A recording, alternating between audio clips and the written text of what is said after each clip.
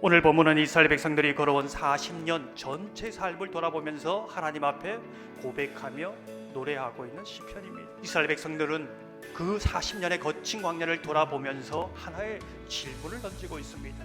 누가 하나님께 감사할 수 있는가? 누가 하나님의 권능을 선포할 수 있는가? 누가 하나님의 사랑을 찬양할 수 있는가?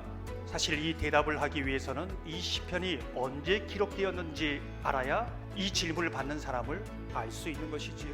이방 손에 넘겨진 바벨론 포로 기간에 이 시편이 쓰여졌다는 것이지요. 천년의 역사를 지나서 누가 이 하나님의 사랑을 찬양하고 선포할 수 있는가 묻는 것이지요. 천년을 지나 이 옛것을 새것으로 내 것으로 고백할 수 있는 자가 누구인가? 이제 이것을 묻고 있는 것입니다. 우리가 눈여겨보게 되는 것은 광야의 사건은 수없이 죄를 짓고 수없이 하나님의 마음을 아프게 하고 수없이 하나님을 실망시켰던 사건입니다. 그럼에도 불구하고 하나님께서 자기 백성의 손을 놓지 않으십니다.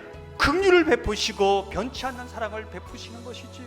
그래서 바벨론 포로라는 이 불순종 상황 속에서도 하나님을 향하여 대적한 그 순간 속에서도 이런 우리에게도 하나님이 은혜를 베풀지 않겠느냐, 하나님께서 사랑을 베풀지 않겠느냐, 그렇게 구하는 겁니다. 이스라엘 역사가 더 이상 이스라엘 역사가 아니라 내 역사, 내 믿음의 역사로 고백되어지는 사건입니다.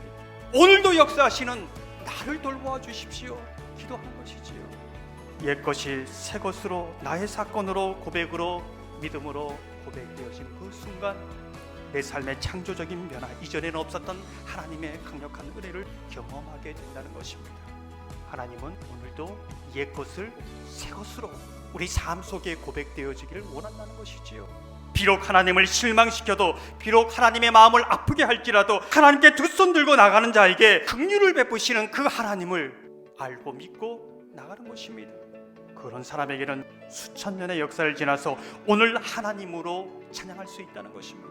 오늘 그 하나님으로 인하여 사랑을 경험할 수 있다는 것이지요.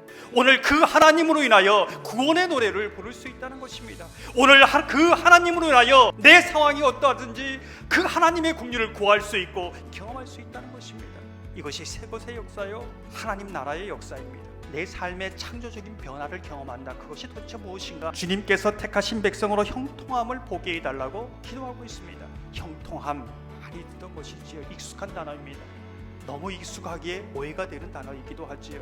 주의 택한 백성으로 하나님께서 내가 원하는 것을 다 응답해 주셨다. 우린 그런 삶을 형통한 삶이라고 말하지 않습니까? 오늘 성경은 그것을 형통이라고 말하지 않습니다.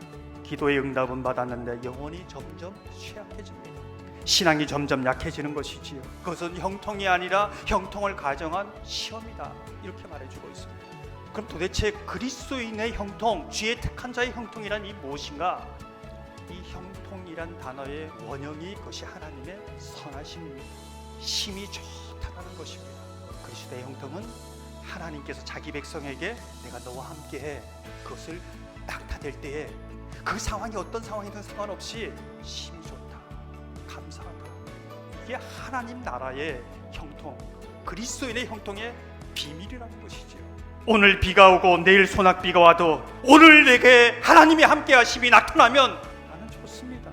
옛것을 내 것으로 믿는 자 어떤 기도를 드리고 있습니까? 주의 나라의 기쁨을 나누어 가지게 하사. 심이 좋다, 이 토부, 이것을 하나님 나라의 기쁨으로 표현하고 있습니다. 하나님 나라의 백성 가운데 하나님은 그 각 사람에게 내가 너와 함께한다, 낙탄의 심으로 기쁨을 누리게 하실 뿐만 아니라 그 기쁨을 확장시켜서 그 가정의 공동체 가운데, 교회 공동체 가운데 내가 너와 함께하여 그 가정에, 그 교회에 함께하심으로 이 하나님 나라의 기쁨을, 세상이 줄 수 없는 그 기쁨을 누리게 하신다는 것입니다. 이 모든 어둠을 헤쳐나갈 수 있는 소망이 있고 힘이 있다는 것이죠.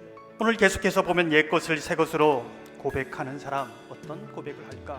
주의 유산을 자랑하게 하소서. 여기서 말하는 주의 유산은 하나님께서 그 개인의, 그 공동체에 함께하여서 나타난 구원의 사건, 은혜의 사건, 영광의 사건, 수많은 사건들, 그게 주의 유산이라는 것입니다. 그 사건이 주의 유산이 되어서 천년을 넘어 가장 힘들고 어려운 그 순간에 살아있는 유산으로, 살아있는 고백으로 그 어둠을 뚫고 나가는 그러한 귀한 힘이 되고 있는 것이지요. 여러분은 어떤 유산을 받았습니까? 어떤 유산을 남기시려고 합니까? 이 세상에 있는 유산은 금방 없어집니다. 그러나 주의 유산은 영원합니다.